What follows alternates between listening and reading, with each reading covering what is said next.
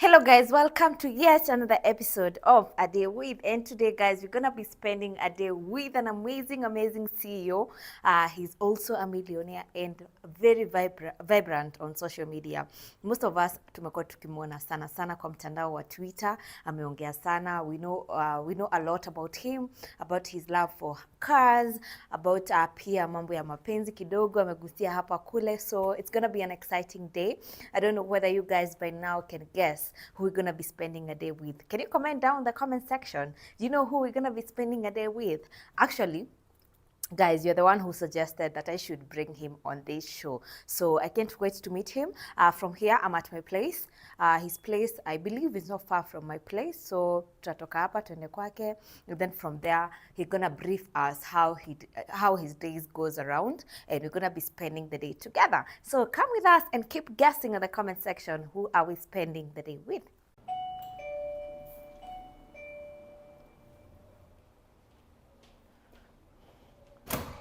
Hello, hi. Sema, uko fiti? Niko salama. Yeah, I'm fine. Welcome. Thank you. Hey, you're fine? Niko fiti kabisa. Niko poa. Yeah. You have a nice house. You stay here alone? No, my wife is around. Oh, your wife. It's not girlfriends? No wife. Sawa. Hakuja hata tusalimie jameni. Yako call her. imeenda mbio. It's been 4 months. Babe, Yeah. Eva amefika. Oh, alikuwa anajua nakuja. Lazima ureport. Hey, lazima uitishe landing permit. It's a landing permit. Hi. How are you? How are you? Look at you. You look so nice. Thank you. You good? Yeah, fine. Karibu kwetu. Asanti. Ameniambia salamu basi nina bio. Mimi nilipata anasema wife. Namuuliza si girlfriend. Anasema no, yo. Ni wife. Hey. Sirudi nyuma. Congratulations to the youngest couple in town. Anyway, thank you so much guys for having me. Yeah. Yeah, I really appreciate. Guys, as I told you, I'm gonna be spending the day with an amazing CEO, a millionaire. I'm a billionaire. We have in 254, and luckily I came to the house and nikapatana na bibi pia. Hey, how lucky am I? Unajua mimi mambo ya mapenzi tutapeleka nanga hivi hata. Anyway, we are having Khalif, Kairo, and Maria. Ama niwaite the Kairos. I think the Kairos. Sounds good. Yeah, the Kairos. Yeah. Unafahamu fungua YouTube channel pale, the Kairos. Anyway, Kairo, how are you? I'm very fine. Thank you so much for welcoming us to your home. Asante. We really appreciate. How are you? Beautiful? I'm good. Oh, How you're are you? so pretty. Yes. Thank you. I'm really happy to have you guys here. And before we continue, I'd like to know, since sasa nimewapata nyinyi wawili, asubuhi yenu inakuangaje before rubani aanze kazi yake? We'll wake up. There are times I wake up early but chill in the bed. Just with her, scroll through my phone, check some emails, go through WhatsApps, check my groups. Because just busy. Hata biashara mingi ni groups tu. Yeah. There's a group ya finance, kuna group ya our shipping operations. So just get a feel of what we're going to do during the day and chill with her. Hapendi kuachwa. But so every day it's a fight. Umpeni kuachwa? True. Uko na separation anxiety. Pia mimi. It's real. Yeah, but around typically 8:30 to 9:30, that window is when I'll probably be leaving the house. I don't like leaving too early because of traffic. I hate traffic with a passion, especially in the morning. So I'll try to delay my departure from home kidogo. But meanwhile, ndakuwa nimepiga calls kama 4. You know, kuna zile calls zenye unajua maybe kuna biashara zinafaa kufanywa. So we try to do those calls before you leave the house. And then the first destination is going to be Westlands. So both of us don't take breakfast. Oh yeah, I wanted before we get to Westlands. Hey, tumefika Westlands saa ngapi jameni? Like you guys don't have, unajua mimi naonanga couples ama inakuanga tu za YouTube. Unajua sometimes za tu ni YouTube. Unapata kuna watu wako na like a morning routine. Personally, I also don't have a morning routine. Like what's Yeah. I don't take breakfast most of the times. yeah. You as well? Yeah. Reason being? Mine is just fitness, like, and I try. Why are you laughing? Is that a poor eating habits? Si watu wanasemanga like, you know, at breakfast ni watu unafaa I don't know, it's kukula. actually a lie. Nizo tu ni you know, these cereal companies sponsor those researchers to sell product. Oh, it's a lie. Yeah, si must. Si must ati breakfast ndio ya maana sana. Kai. So I only do like, I only probably do 2 meals. Maybe around 2 I might get a snack, let's say 2 eggs, something with bacon.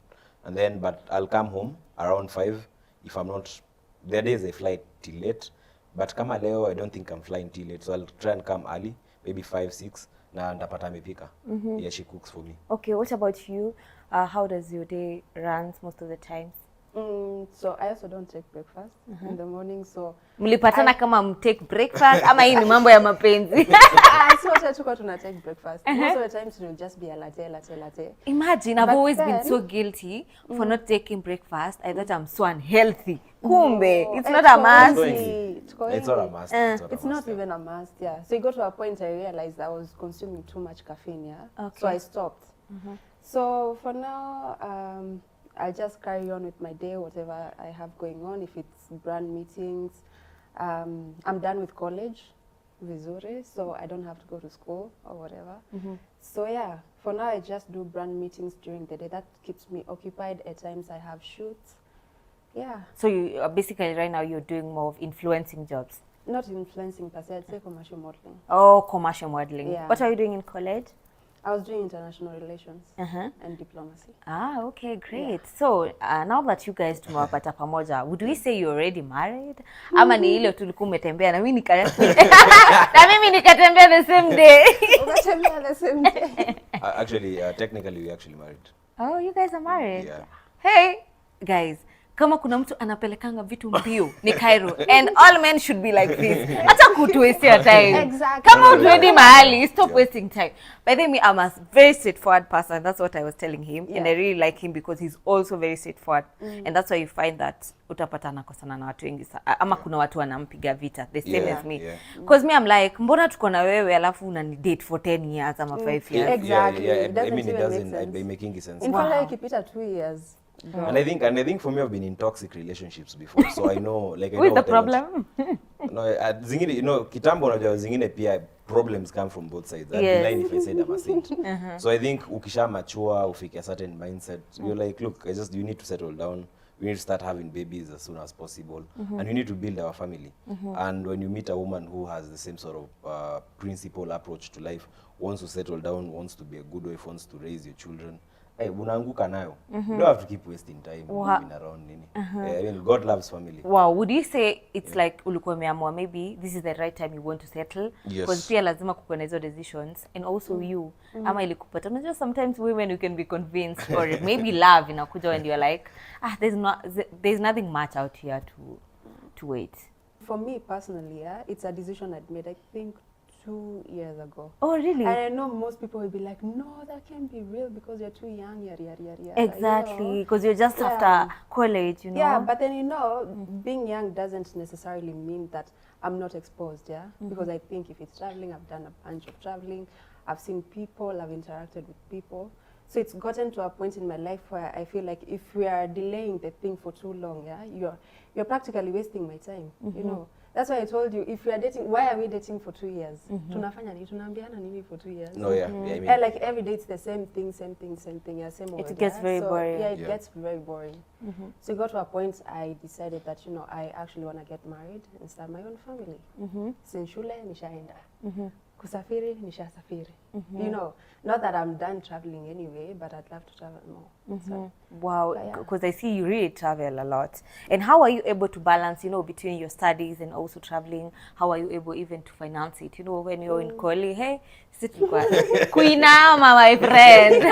If you suddenly drop out, hey, sorry for another day. most of the times it used to be job related travels. Yeah. Okay. Yeah, so I remember like I think 2020 to 2022, I was working for this Chinese guy. His name was Mr. Wang. Yeah? So with him, we did a lot of traveling. Yeah? Like literally, I'd wake up today and Mr. Wang is like, "Hi, Maria, pack your bags. We're going to Cape Town." And I'm like, count me in, yeah? So Evo too, and then I was also doing like, when I'm traveling so much, I do my studies online. Then I So which switch type here, of back job and were you forth, doing back for and him? forth.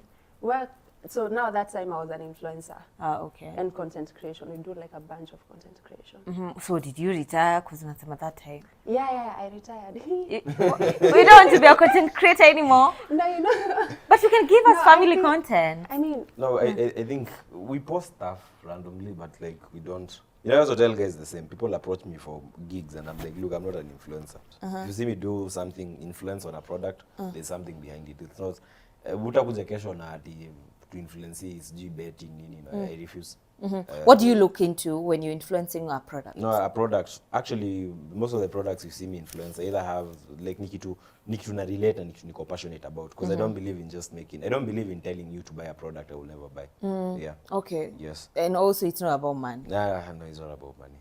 Yeah. Okay, so you were telling us that you also wanted to settle, and you met her. She also wanted to settle. Yeah. So that's why you guys now you're technically married. Yeah, we're technically married. Just working out. Like we are actually married. Legally. Yeah. Oh, guys, hey, umepewa exclusive. Kwani hujui uliolewa? Mbona umeshtuka? No. Yeah, we are. It's only that we've not probably done that big wedding. We're not really a big wedding people. We're very modest as a couple, I think I'd say. So you guys are not gonna do a wedding? We will definitely, but like don't expect like wedding. No. Just polite. Me and her, somewhere in the beach. Polite, few people. Ulikuwa sema colors gani? Pastel blue and white. He loves blue, so. I love blue, yeah. Okay. So we are easy, but we've already made the decision, to settle down, and we are very happy, and we're just living life one step at a time. I think Maria brings a lot of brightness in my life. She's a very bright person, maybe at times, like pressure will put me down and I'll be gloomy, but she's very bright. Like she's just anakuwa na aura ingine tu ya benini. And I'm like, this is the girl. Aura for aura. I'm like, this is the woman I want to spend my life with. So and we decided, look, we sat down, talked about most of the major things, and we were like, look, we seem to be very reasonable people, both of us, very graceful, and why not? Twende. Yes. So guys, right now, how long have you guys been together? When do you counting? Yeah, I was telling this is the 4th month. 4th month. Hey, mimi nimeshtuka. Hey. The 4th month. Yeah. Amkuwa juana before kabisa. Nope. You guys met 4 months ago. Yeah. Hey guys, if he wanted, he will. They met. Literally. Yeah. They met 4 months ago and they're already married. Now washa settle. Wanataka like this is what they want. Okay. Yeah.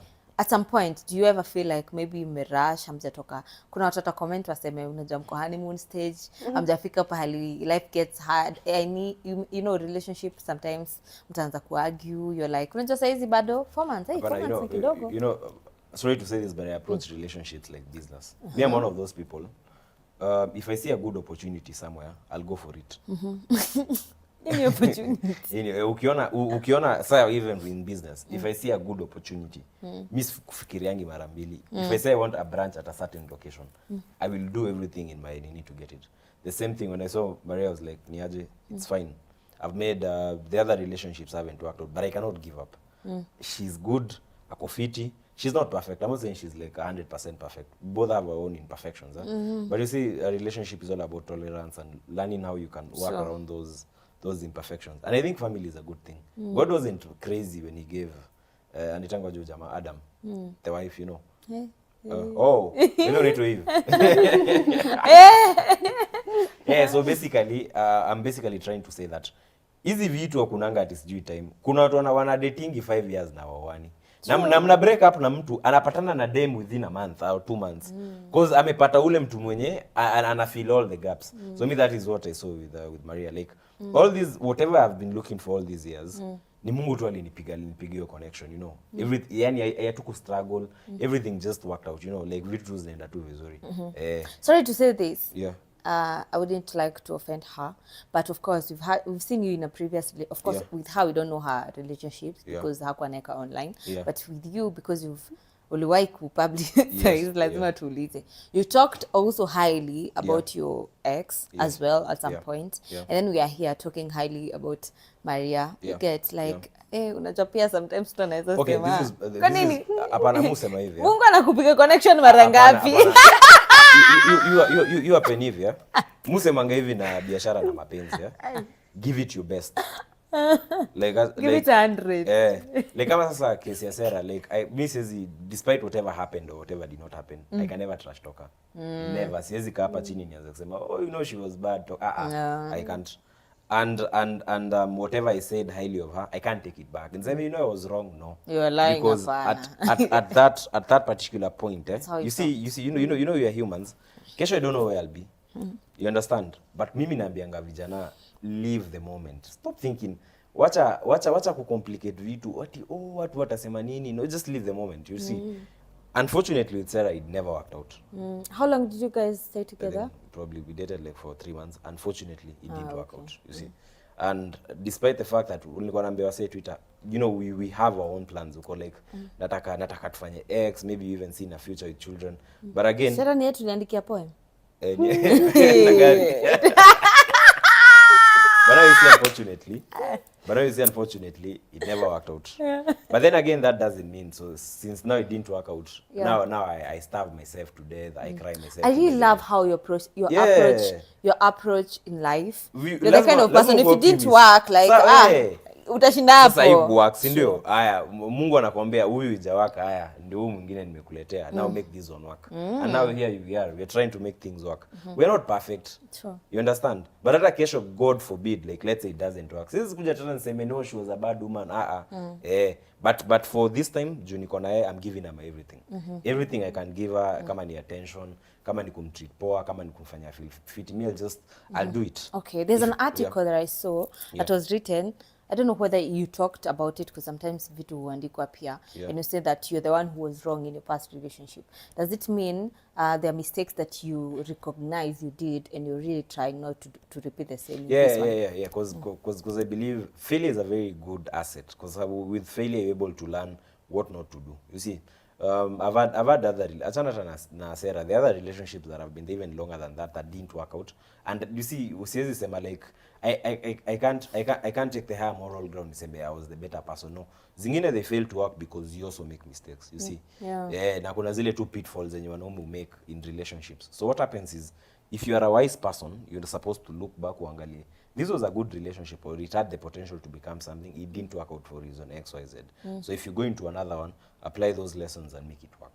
Yeah. Wow. So what about you, Wavenya? When you're meeting him, what are you looking into? Because I feel like you got into a relationship with him when Kairo, that time kwanza nilikuwa na feel.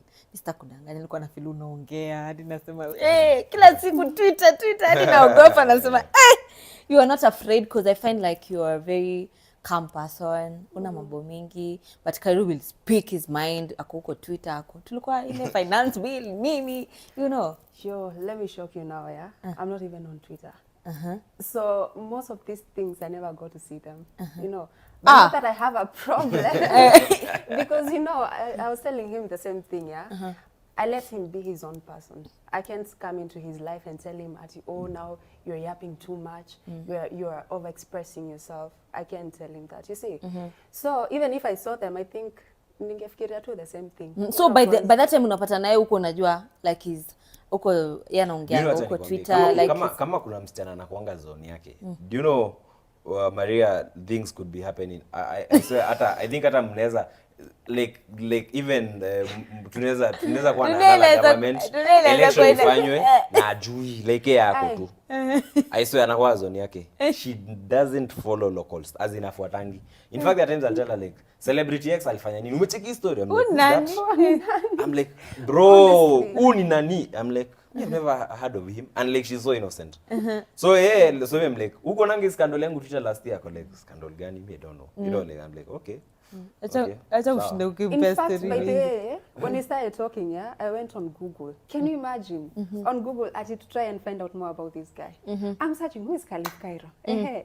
Scandals are Khalif Kairo. Nothing, you know. No, not true. I don't know biashara stuff, and I'm like, okay, business as usual. Yeah, it happens. So what exactly do you follow? Because kama yeye he's so into, of course he's running businesses in Kenya. He has to really follow nini inaendelea, and then he's a vocal person. With you, what exactly do you follow? What are your ideal kind of content that you watch? Unajua?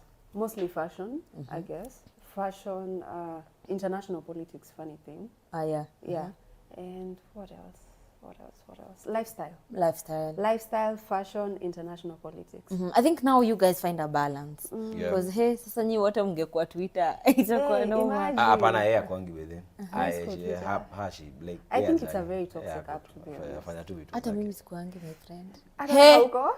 Hey, I have an account, yes, but I don't get into I cannot. You guys, mko na nguvu. I cannot. You know me kama if there's, people think Twitter is toxic. Twitter is very toxic. But Twitter kama kuna app imenifungulia milango in this country. Like there are places, very big offices that I've gotten business from. It's actually Twitter. Yeah. Twitter has opened very crazy doors. I feel actually I also feel apart from maybe Twitter being very toxic, it has also a lot of have professional. exactly it Yeah, has a lot of profession. You cannot compare with TikTok, Instagram. No, you cannot. True. That's very true. Imenifungulia milango mob. They're crazy. They'll bash you and then they'll come, niaje, Leon uko na hii gari, and they'll come and give you money. So like it's a space I really respect. They're very and ukiangalia the big majority of Twitter, like people who are toxic form a very small majority. The 80% that doesn't comment much, doesn't bash, they'll just like, retweet, enjoy the toxicity, but when you are, they're just silent. But the opinion shapers are a very small number. Yeah, very small. Yeah, which is, I mean, yeah, so me enjoy being on that space because inanisaidianga biashara. People think I'm on Twitter to prove a point. No, for me it's purely money related issues. I'm out there to sell a lifestyle, number one, because my style of marketing revolves around telling stories. That's why you'll see me kesho kama sasa naweza tuza piga selfie tukiwa hapa twende hivyo jioni tupige selfie tukifly. It's a story I'm slowly conditioning you. Yes. Kama sasa with my flying journey, I've been telling the whole story on Twitter, from failed results to passing the exams to getting to fly bigger planes. So you tell the story and it actually gives you clientele because people can relate to a story easy. Kuliko kwambia tu this is what I do, and but when you tell a story every day, people like are able to relate. Yeah. Okay, so I don't want us to take a lot of time here. Yeah. Guys, at least you've met the couple. Yeah. Mshaiketi chini mkafanya interview tena before? I'm the luckiest. You're the luckiest. You've not done. Hey, Hey. nilikuwa mwambia jana. But wewe jana nani anakam ku document a day in my life, and like, oh yeah. So what am I supposed to say? I'm like, those we just come, we just talk, and like, we are easy, like, yeah.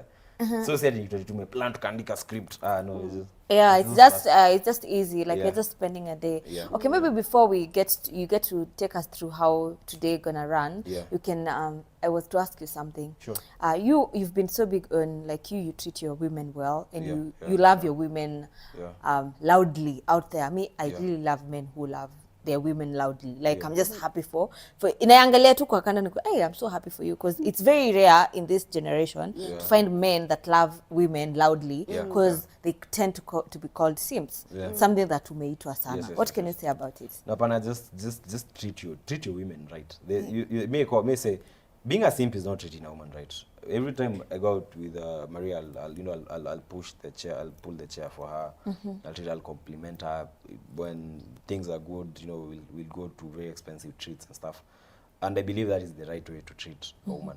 You become a simp when she disrespects you and you continue doing the same thing.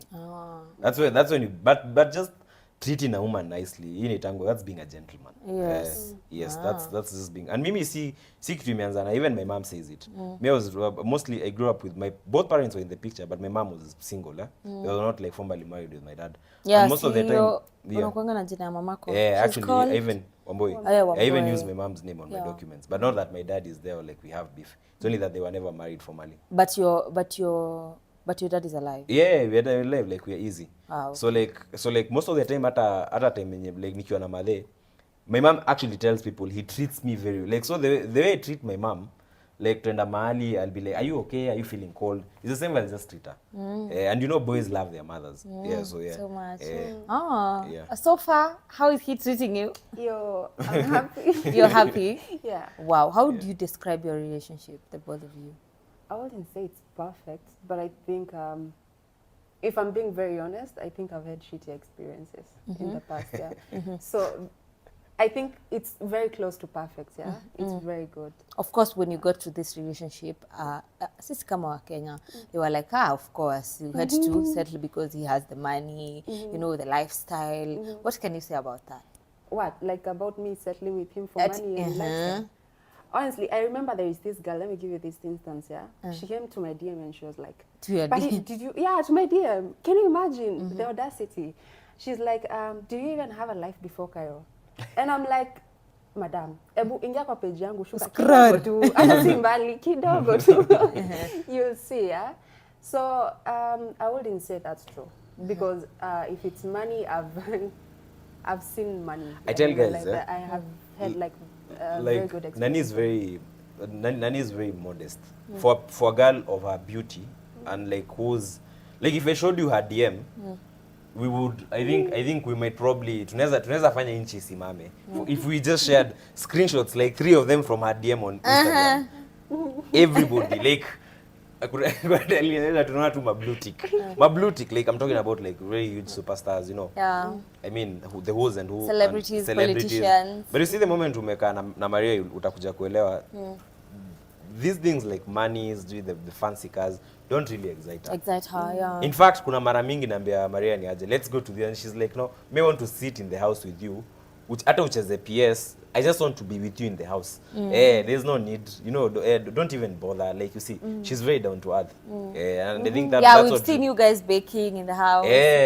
Like, you see, like us, we're not out here to prove a point. Yeah, but anyway, money is also good. No, money is good.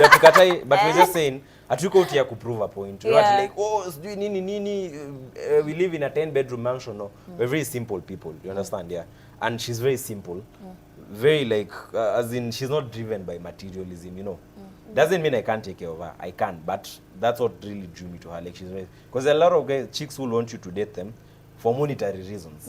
I've been there before. Yeah. So, but ukipata dem menyani like, whether she has her own money, she's doing well for herself. So yeah, so I'm sumbuani na it becomes a very simple relationship, so to say. Okay, another thing. Before Sarah, we never saw you publish us. I mean, hey, sawa mkikuyu. We never saw you like posting about your relationship and everything. So with this one, is it like you're gonna be showing us when you guys get married and everything, or you're just there to unajua ile tushajua mko pamoja, that's it? Hapana, we share our life. Kaza I think God tumeenda kuendesha bike, share the video. We won't share every day. Like maybe 4 days in a week, you won't see me share anything. But once, you notice, we'll always have a post about our lives, maybe once a week. Yeah. Okay, there was a time when you were posting a lot about your relationship. There were people who were like, hey, no, Khalif, unaanza lose direction. You're focusing so much on relationship. This will be your downfall. Wakenya na kuna majina. Unajua Kenyans ni toxic. Wewe umekuwa in the same space. Juzi. Najua interview si yangu. Juzi nimekuwa na some sort of an issue with the Trevor, which is normal. And guys, imagine si juzi. Kwani na feel like, because they keep talking about it. Yeah, I've never understood. Like every it's time. It's a year. Una scrolling hivi unaona tu nani. I'm like, can you just let Trevor it says what? Eve says what? You see? What am I trying to drive People at? got to know about the end of the relationship in February this year. We are literally in October, but actually it ended kitambo. But you see, it keeps on coming back. You see, you can't shake. It's the same thing with people. You see, like kuna maybe the kama sahi like we might travel. Tukitravel probably tutakuwa tunashindana every day. So we'll post. So you'll see there's a whole week I'll not post about cars. Because probably I'm out of the country with her, you know. So utaanza wewe una lose focus. So people are entitled to their opinion and you can't really stop them. So funny. Watashinda tu hapo. Unajuaje focus yako? Mtu karibu ulize mtu, are you the one running my diaries or my company? Shindwe. Anyway, I don't want us to take a lot of time. From here, maybe you can tell us tutaenda wapi na wapi. Sawa, so from here it's the time. Tumechelewa. Tunaanzia tutatoka hapa. We'll go to, lazima tuingie Java nichukue kahawa. Tukitoka na Java mlilipe. Nimewapushia brand sana. Hey, umeadvertise. Nimeadvertise watu. Mnafaa mlipe 1 year free supply of coffee. So tukitoka hapa tunaenda Java. I always start with a latte. Nikitoka hapo tunaenda Westlands. Maybe somebody would ask, why wouldn't you just then make your latte at home and pass it by Java? There's something about Java latte. She tried changing me. Hadi akasema atanunua coffee maker. Nikamwambia, look my dear, I can food yako ndakula 365 days a year. Just allow me to cheat na kahawa ya Java. Kitambo I used to give them a lot of money juu sikuwa napika, nilikuwa naishi kaa bachelor. I used to eat there every day like take out. But sasa siku hizi we've cut down that amount to only one coffee she cooks every single day. I swear. amazing. Nikifungulia fridge kuna mafood ama mlitupa. Nilitupa. Zilikuwa but like there's always Sasa like so mnaona much food. mnatupa chakula, huwa hakuli. Hapana, cause at times akuli. Oh, like me I'll come. Unajua hii kitu like ukipika mtu shindo kula. When there's food you're not hungry. Yeah. When there's When nothing. there's no food, Hey. But every day she cooks for me. And like she'll always call me around 4. Like yadi imekuwa routine around 3 or 4. Hey babe, what time are you coming home? And I'm like 6. She gives me like 4 options, like the chicken, and I'm like, okay, I'll take this, and then yeah, I'll find it made, and it feels very nice, honestly. After umekuwa na makeo suko nje, pressure left, right, center, you come home to a good woman who cooks for you, who's smiling at you, warm, yeah. I mean, it's the best feeling on earth. Okay, but sometimes you also do like you eat out Sometimes dinner. Like Jana, I think we did a picnic or something. Yeah. That's why we went to Ngong Hills. I'm teaching her how to ride a motorbike, so yeah, we went, did a picnic, ate out. Okay, and with your busy schedule, like how do you manage to also, unajua wanaume wengine niliona watu wakishare video yenu hiyo mkibake wakisema huyu ni a whole rubani or something, they were giving you titles na is creating time. Na kuna wewe unasema ni lazima. Yeah, like how do you find a balance between now your family and work as well? Hapana, I'm very intentional, because I'm showing like kama sasa nikiamka nikushona naweza amka 6:30 but sitatoka job home your time. Like I'll stay in the bed with her up until even 8. Like I'm working but tuko tu hapo na like here ana feel tu kwa presence yangu. Then nikitoka job, nikitoka mapema, there's a point I'll switch off my phone for like 2 hours to watch movie.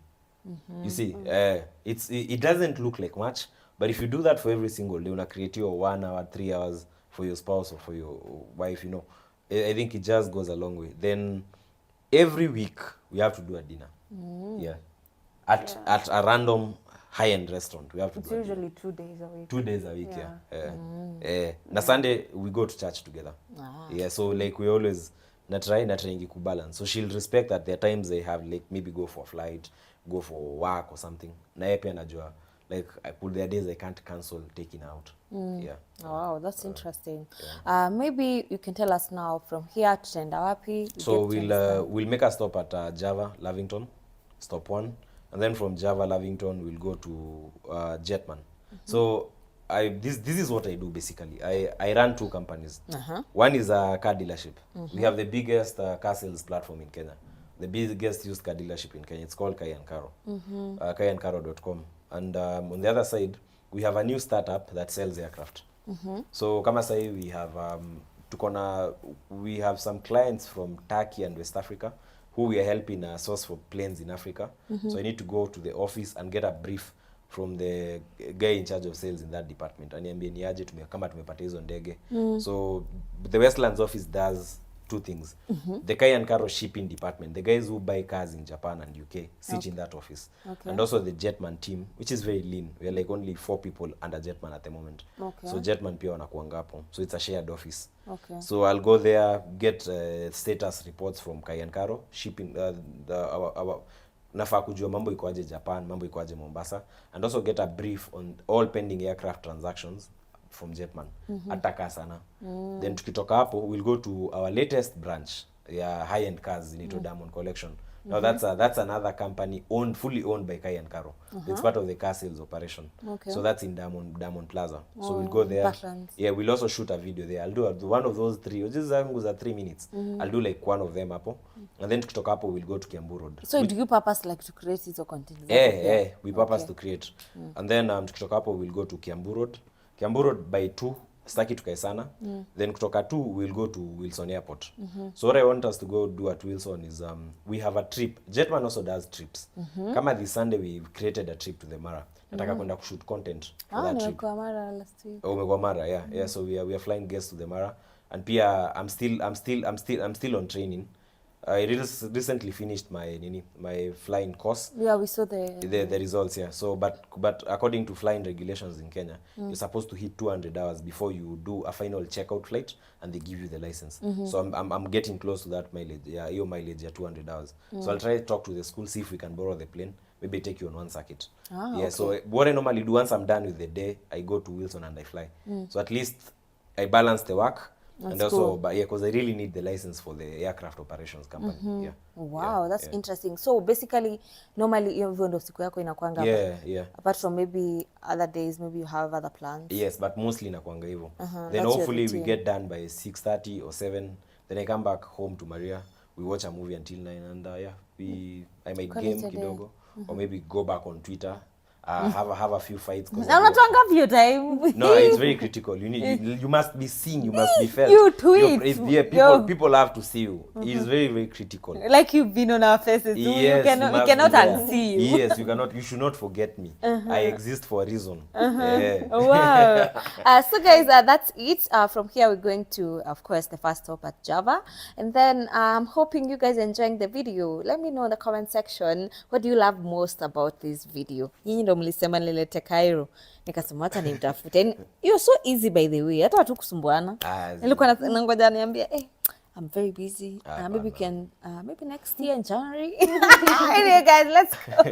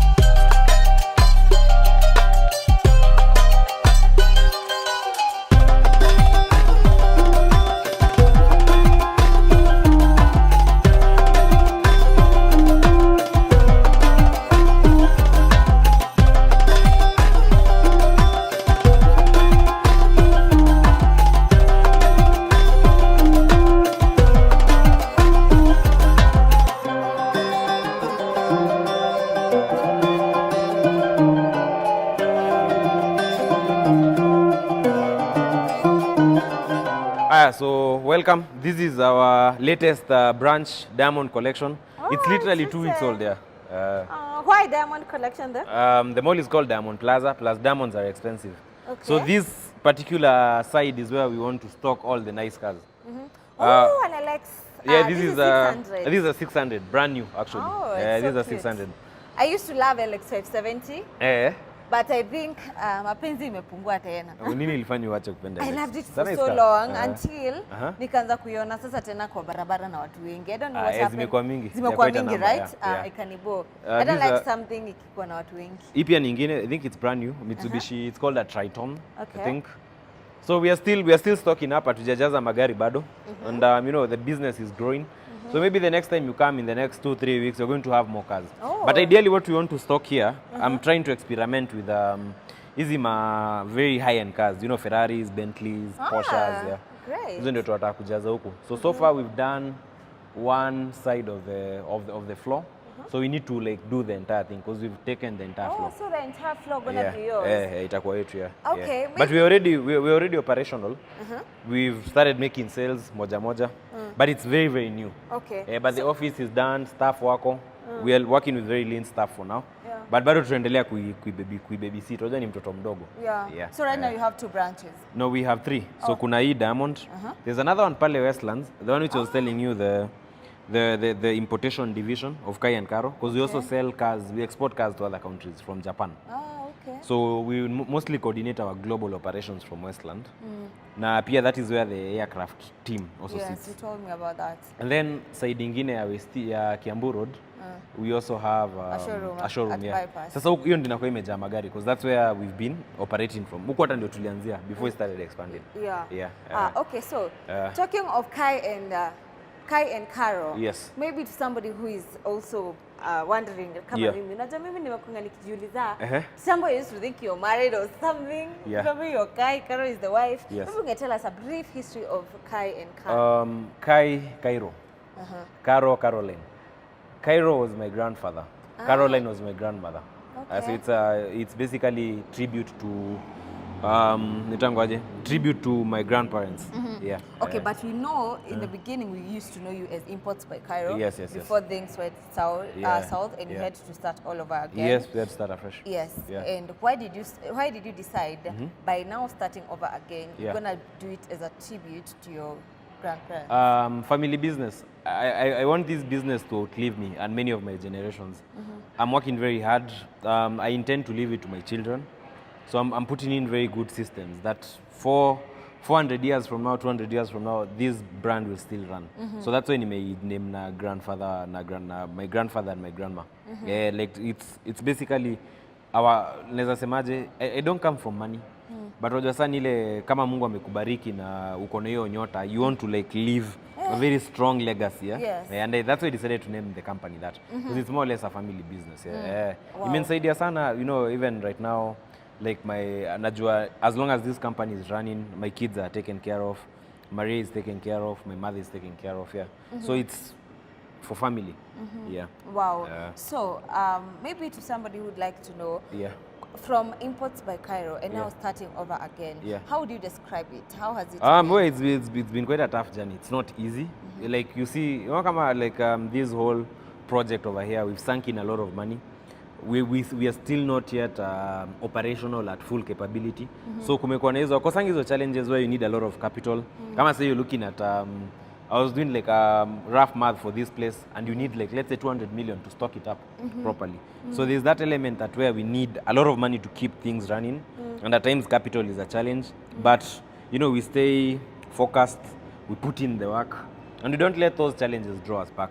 Plus, I'm literally the only director. I'm all alone. I wanted to ask you a question because you've suffered from being partners with people. Yes. So right now you're doing everything alone. Yes, right now I'm From doing the everything jets alone. to Yeah. cars. Yes, but we're open to investment. Okay. It's not rigid that no. A company cannot grow you alone. But at this founder stage, I'm all alone. Yeah. Okay. It's mimi na Mungu tu. Does it mean you've not had people who are interested in investing? No. We're actually in negotiations with some. It's only that sometimes people don't come with the right offers. Or maybe we are not aggressive enough to look for investors. Because I've never like gone maybe to these places like the Middle East or Dubai or like maybe the US to pitch. I've never done that. I see a lot of people do that when they found companies. Maybe I've never. But I've been thinking, you know what, maybe I should. I don't know. So we've been so focused on running the company that we've not paid much attention to people who might actually be potential investors. But I've gotten offers before, but they're not fair.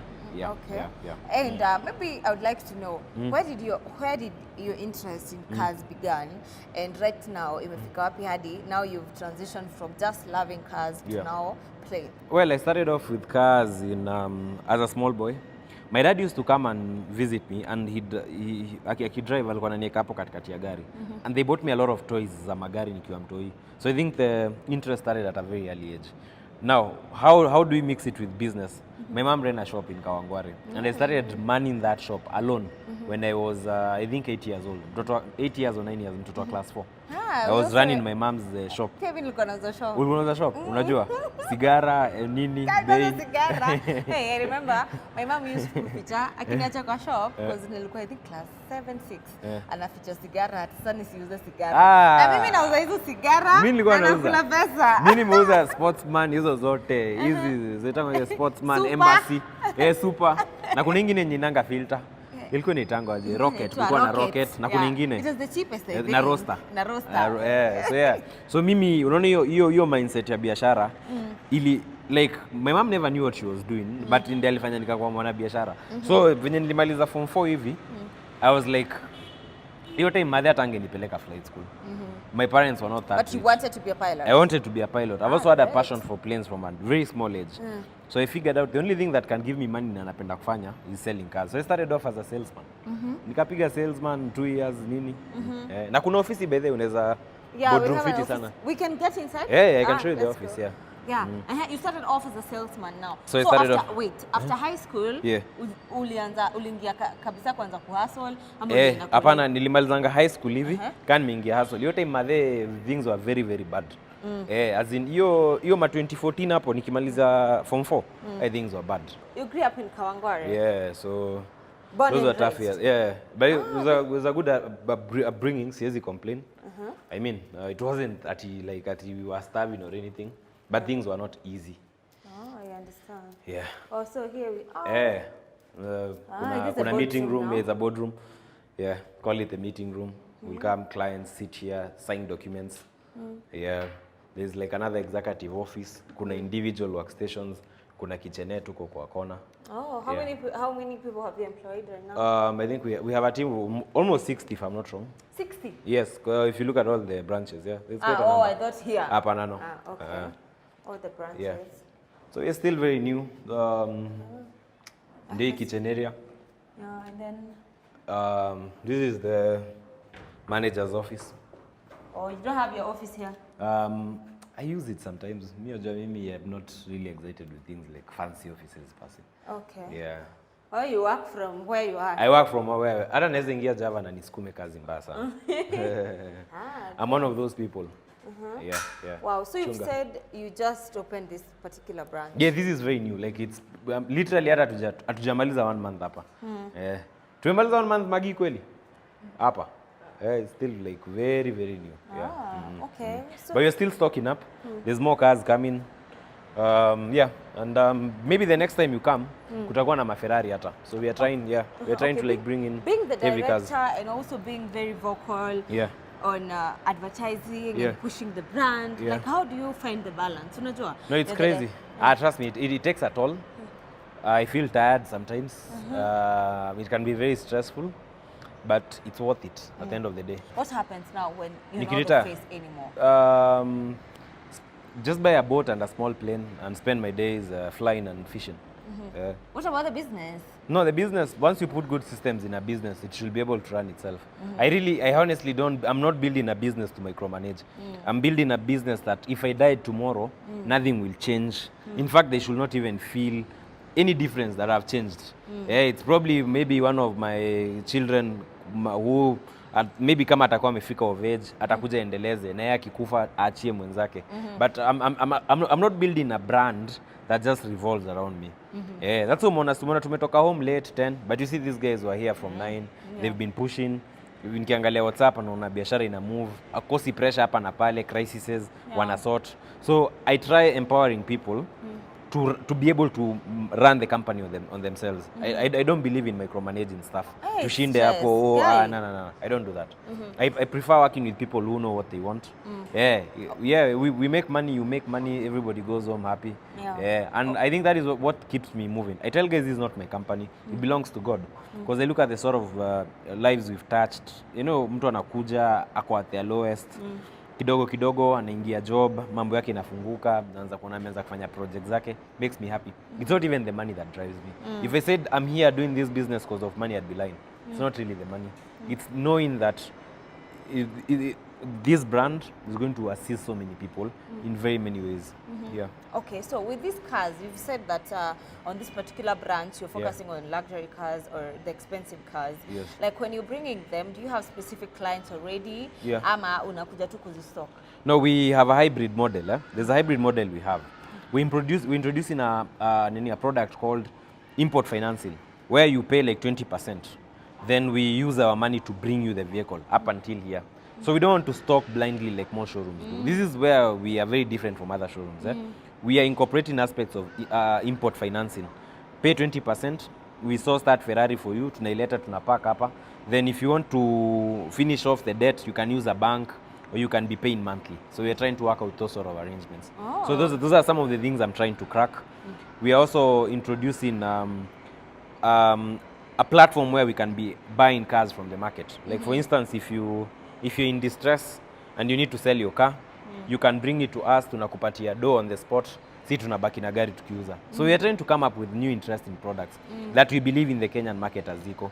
So kama hii branch lakini, we also want to experiment with stocking very high-end cars. When I say high-end, I don't mean Prados or Range Rover Sports. I'm talking about hypercars. Yes. Naongelelea vitu kama, as I've said, like Ferraris, Lamborghinis, Bentleys, those sort of cars. The market is there in Kenya. The people who buy those cars.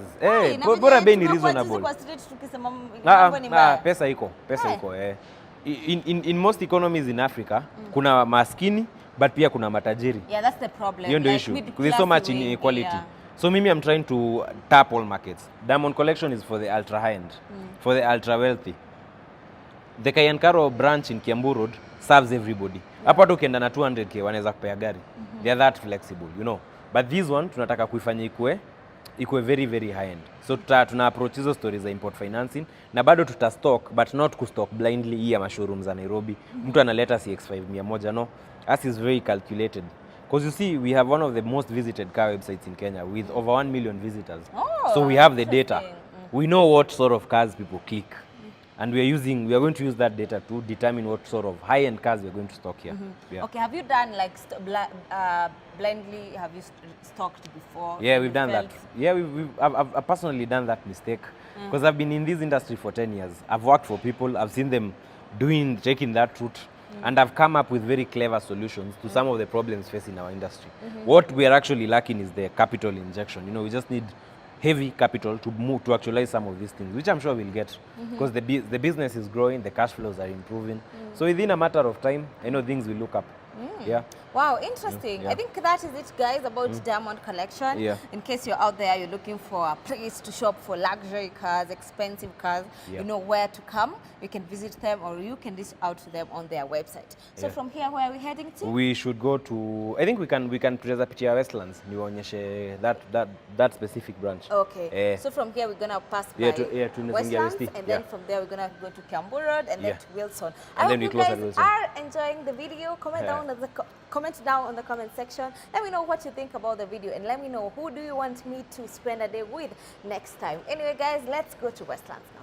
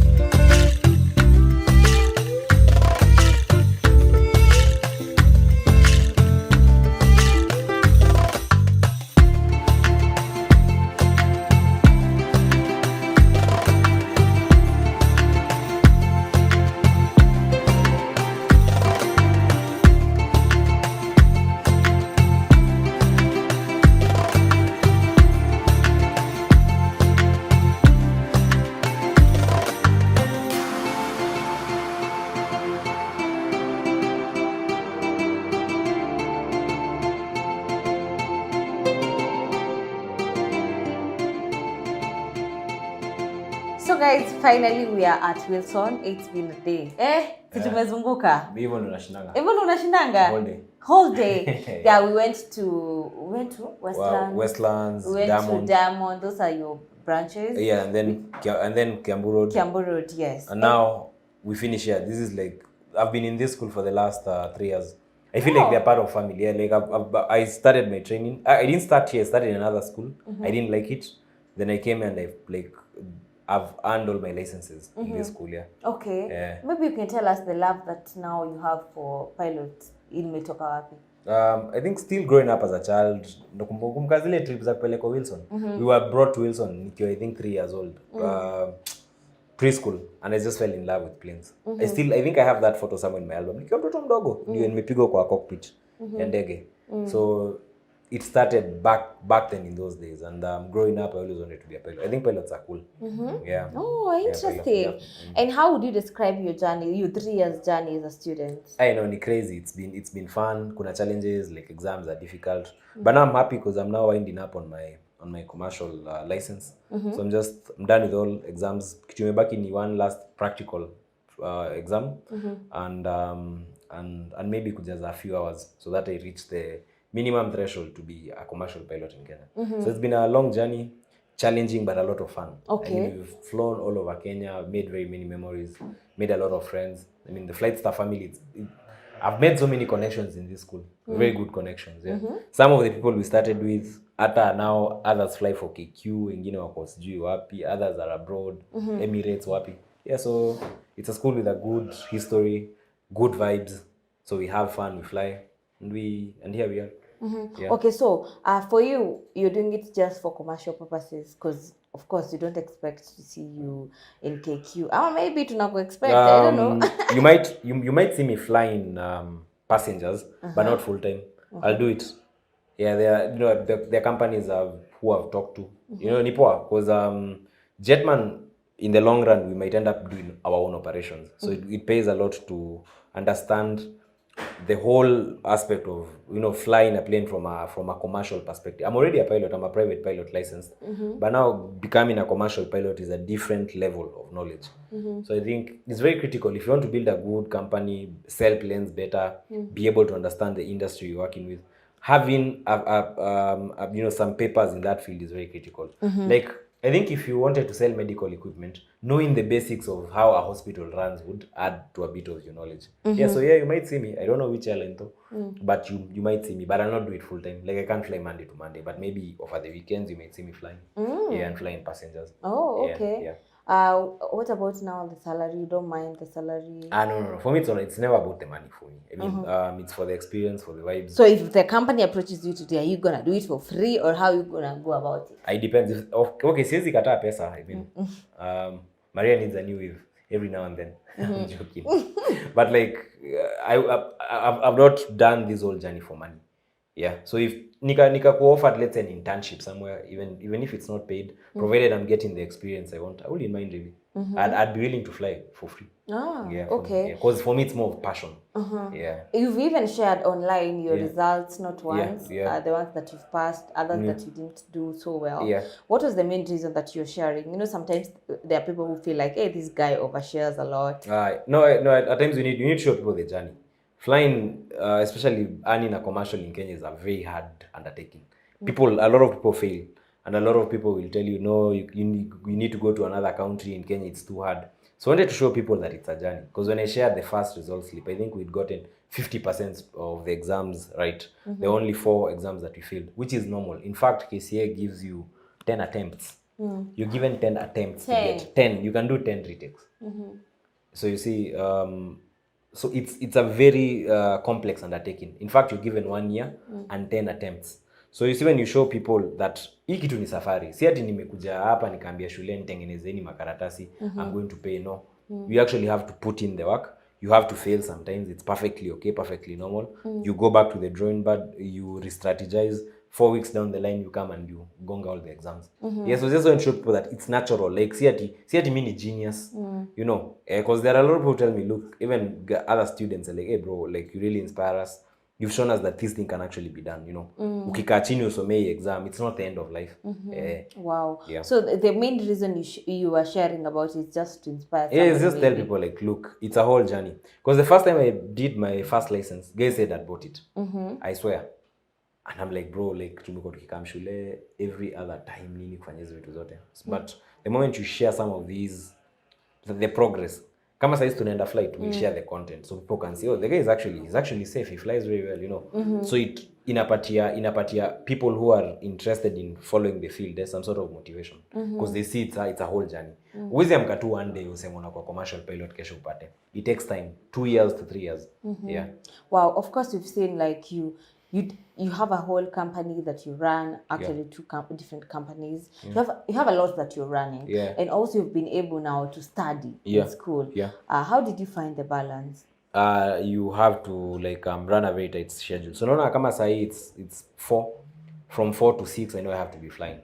So that means the days I'll start the day early. If kama flight in mapema, let's say 1 when you schedule ya 1, you have to be at the school by 1. So it's all about sacrifice. That's why you won't see me partying too much. You know, you really have to balance. So you need to have a plan and balance your time very well. No time to waste. Unajua watu wanasema ati hii wiki sijisikii kufanya kitu, no. For me that does not exist. Monday to Monday you have to work and put in the effort and balance yourself. Oh, wow. We've seen you work hard, of course. But of course, you talk on social media, you're outspoken. People get to see your content about your business. And recently, you are summoned by KRA. And I would like you to tell us about it. What do you think about it? No, it was a very silly misunderstanding. But I felt like the people in the Nyeri office took things a little bit too far. And I'm saying this because as we make this video, the matter is actually resolved. We escalated the issue to the team in Nairobi. KRA has a very good mechanism called the alternate dispute resolution mechanism. Who can assist you to, if you feel that you've been aggrieved by an office, you can go to them, state your complaint. We did that. We filed we went there and we talked to some people there, and the issue, we actually came to a conclusion. What really pissed me off was the fact that many times, we import cars, and at times, depending on how KRA interprets the duty, kuna kwanga na variable. It's something I've talked about in many videos, that the taxation system for used cars in Kenya is not very clear. So mistakes can happen. Honest mistakes, because we are shipping so many cars, mistakes can happen. So what this team in Nyeri did is that they got to a point and they felt now they were trying to intimidate me. Because they summoned me the first time, I sent my accountant, I sent my GM. They went there, they discussed, they said there was an issue with a certain car, and we were like, it's fine, you're going to pay for it. So see on the end of story. So then sending me another letter telling me that, you know what, now we also need to check your own personal statements. I felt like they were overstepping. Because first of all, asking me to go to Nyeri and with all this busy schedule, is actually, I felt that was a bit, that is like undermining my effort. I'm only valuable to this government if I'm in Kenya running my businesses and making money. Otherwise, kama ndakuwa nasamoniwa by random government officials in Mandera, in Nyeri. Why do you have to go there to Nyeri? It didn't make sense, you see. So I felt like there was a bit of arrogance from their end, which is something we actually filed a complaint about. But the good thing is, I think after the matter went public, now they sent a proper letter, said what we needed to pay, and we agreed to pay. And the matter is basically resolved. So it is only that at times I feel in this country, government officials at times can take things, can be overzealous when they're doing their duties. And hiyo kuku overzealous unaenda kuharass mtu wa biashara. Me, I have no business going to Nyeri.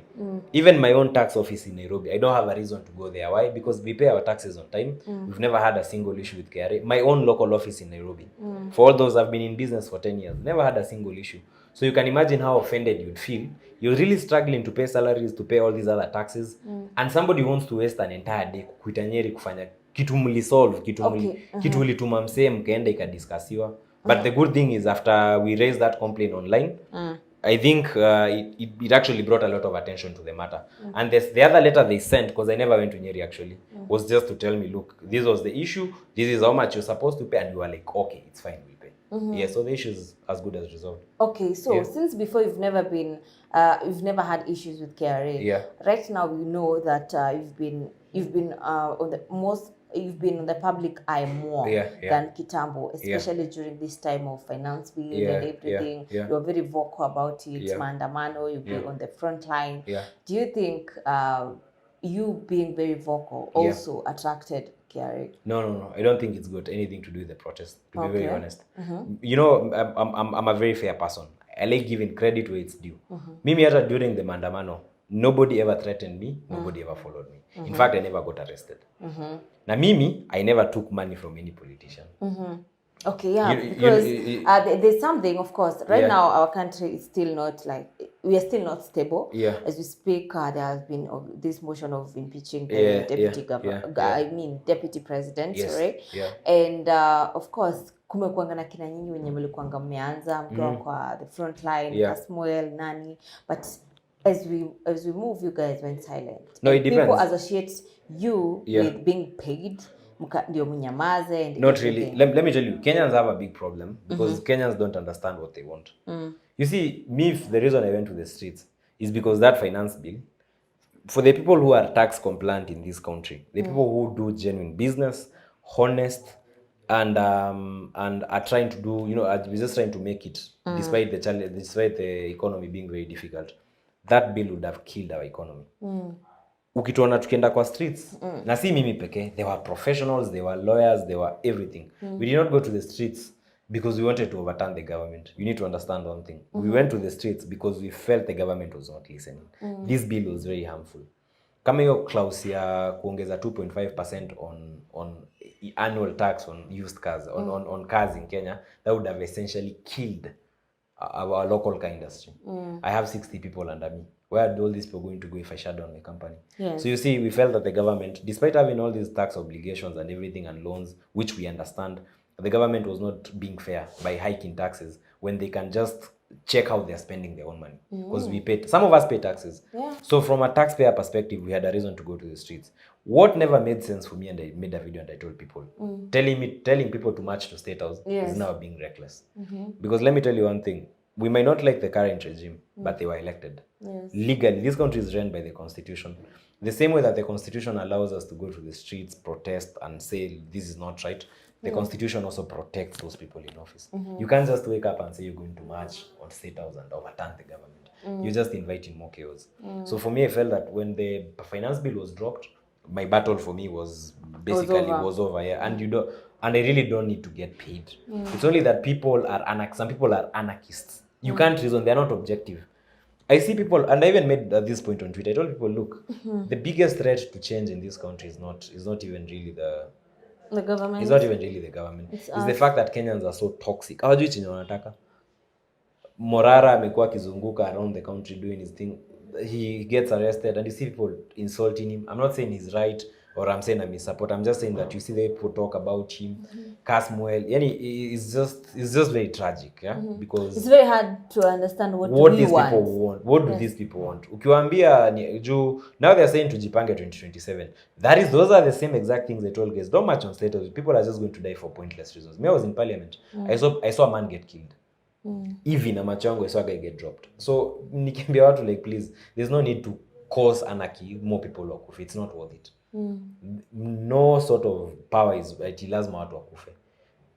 Respect the constitution and respect the same way to protect to allow to protest, pia the same constitution protect some of these offices. So let things be done in the right way. Ndio pia to protect economy, watu wasinini.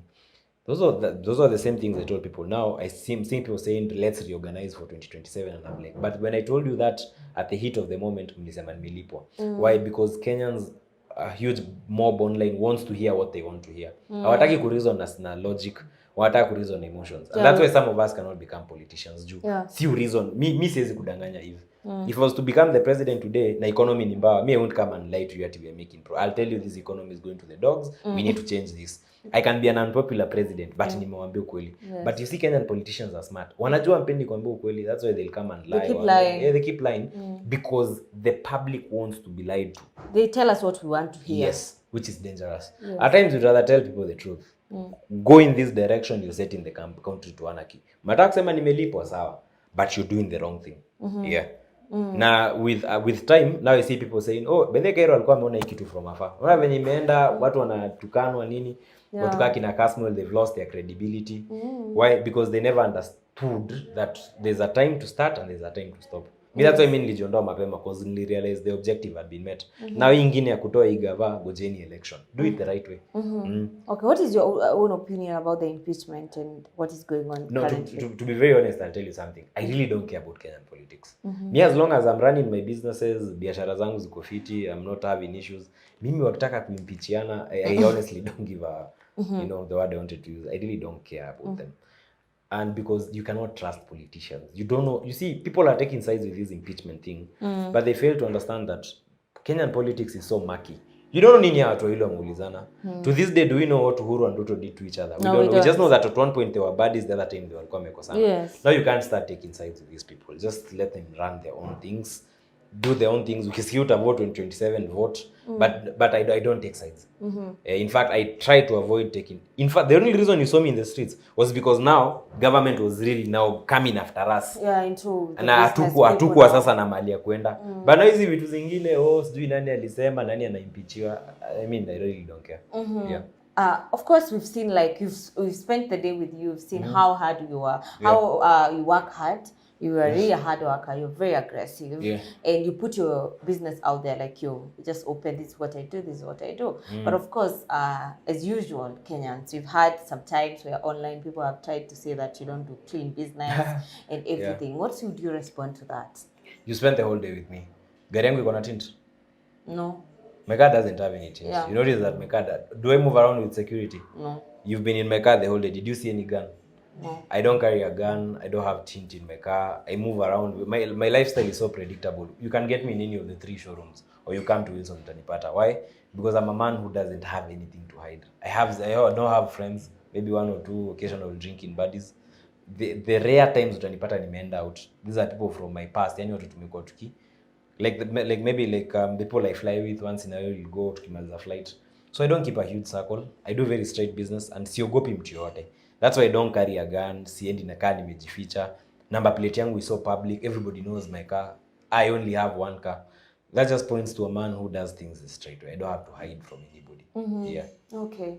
Maybe as we finish now, so that we can go to Niambia tuna fly. Let's flight. I want to take you on a flight. I'm taking you on a flight with one of the trainers owned by Flight Star. Exactly. At least to end a day in a very nice way. But anyway, it's been a great day. We really appreciate your time. We don't take it for granted. And we're ready. We go and experience the other side of you now. No problem. Anyway, guys, it's been a beautiful, beautiful day spending a day with Khalif, Kairo, a CEO. But they will listen to what nilisema one of my companies is worth over 1 billion. Wakajijazia. 1 billion. Wakasema you're a billionaire. Kubali unaenda nayo. Yeah, he's a great guy. We've spent a day together. I hope you guys have enjoyed the video. And now on to the exciting part. Hey, mimi napenda kufly. Walisema we catch flights, not feelings. Yeah. So we're going to experience a nice. Unanipeleka wapi?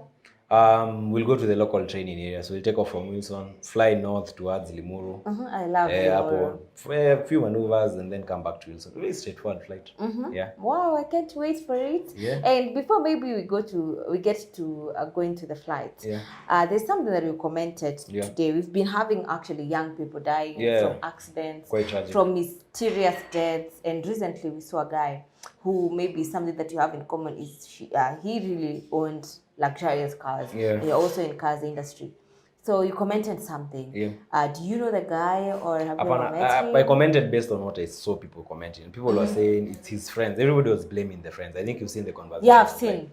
And I just, it felt wrong. It felt very bad because one thing my mother always told me, even when I started, like, when mambo yangu ilianza funguka, my mom has always told me, like, bro, like, keep a very close eye on your friends. If there are people who are going like to bring you down very easily, your friends. So telling guys like, hey, I think it's something that all parents tell their children, but until you grow, utaelewa nini mzazi anakuambia.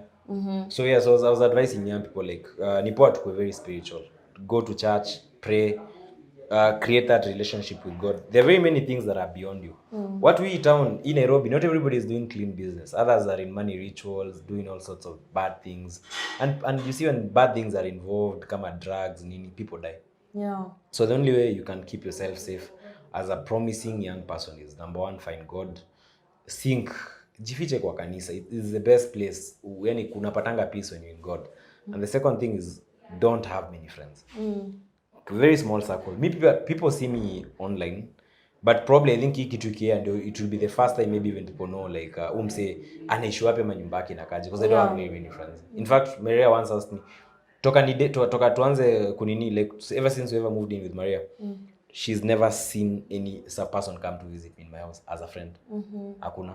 So namwambianga hivyo why, because I just try to keep a very small circle. I have maybe one friend here, or one relative I trust, maybe my pastor, my mom, hivyo like a circle kadogo tu.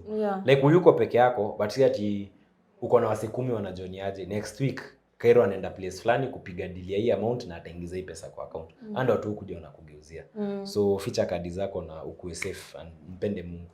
Yeah. Wow, that's interesting. Guys, I hope you guys have enjoyed the video. If you haven't subscribed, what are you waiting for? Make sure you hit the subscribe button. Let me know in the comment section, what did you like most about today's video, about us spending the day with Khalif Kairo. And also, in case you have questions, just ask on the comment section. I'll be there to answer you. And then from here, let's meet on the other side.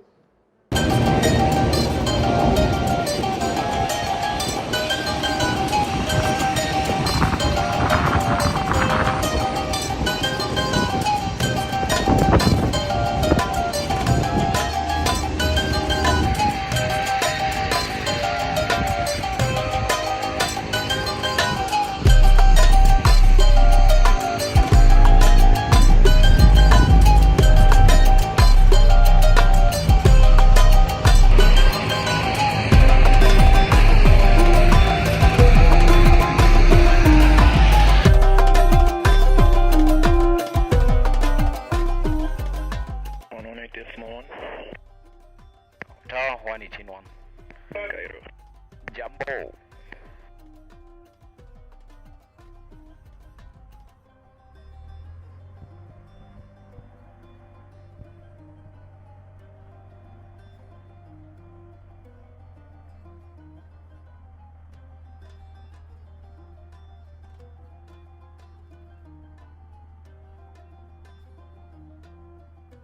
Wilson Tower from 5 Yankee Charlie Quebec.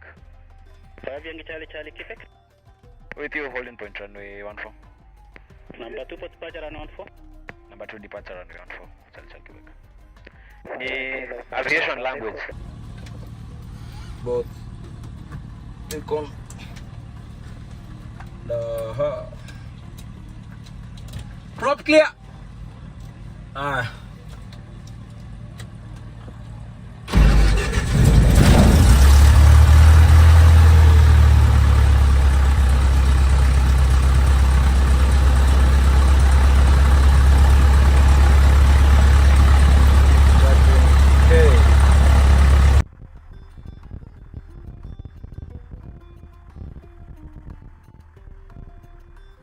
Okay. For checks. Now, I'm just checking to ensure that the engine is functioning. 10 knots, clear touch and go. Clear touch and go, 5 and 10 over 5.